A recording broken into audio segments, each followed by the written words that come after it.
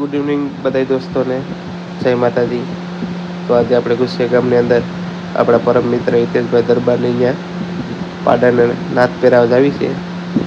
નાથ એટલે ટૂંકમાં નાકની અંદર જે કડું પહેરાવવામાં આવે એને નાયકરો કહેવાય। એ કડું આપણે ત્રાંબાનું પહેરાવવાનું છે।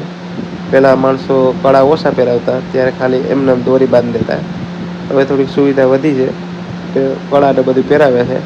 તો સૌપ્રથમ હિતેશભાઈએ પગું બાંધી દીધા છે પાડાના, અને પછી મોરી બાંધી દેશે, એટલે આપણે પાડો ના કરવામાં ઉપાધિ નહીં, કેમ કે પાડો તોફાન કરે તો લગાડી દે। અને પાડાને ના કરવાના ફાયદા એટલા છે કે જે તોફાન અને ભેંસોને મારતો હોય તો આપણે બાંધવો હોય તો નાકરથી પકડીને સહેલાઈથી બાંધી શકીએ। બાકી ઘણી વખત એવું થતું હોય કે એની ડોકને બહુ મોટી હોય તો એમાં સાકર કે કંઈ રહેવા ન દે અને બધી તોડાઈ નાખે।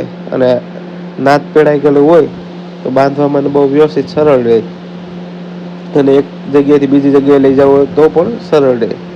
અને તમારે પણ જો આ ત્રાંબાનું કડું લેવું હોય તો આપણે નંદન મેડિકલ તાલાળા મળી જશે। અને કોઈ પણ મિત્રોને પાડો છે, બળદ છે, ભેંસ છે, નાકર પહેરાવી હોય તો મારો કોન્ટેક કરજો।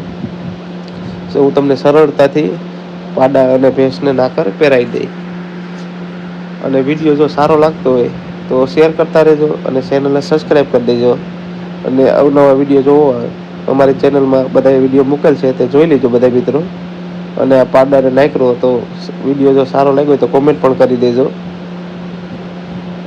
જો આપણે કેટલી મહેનત કરવી પડે છે પાડાને ના કરવામાં, કેમ કે અમુક પાડા હોય, બળદ હોય, તોફાન પણ બહુ કરતા હોય, તો સહેલાથી નાકર ન પહેરાવાય। અને અમુક શાંત પાડા બળદ હોય તો ફટાફટ પહેરાવાઈ જાય છે। તો અત્યારે આપણે જે સ્ક્રૂવાળું કડું છે તે પહેરાવી દઈએ અને સ્ક્રૂ પીલી દઈએ। જો આપણો પાડો હવે રેડી થઈ ગયો છે કડું પહેરાવવાથી, જોઈ લો કેવું મસ્ત લાગે છે। તો હાલો એક કોમેન્ટ કરી દેજો। તો બધા મિત્રોને જય શ્રી રામ, જય માતાજી।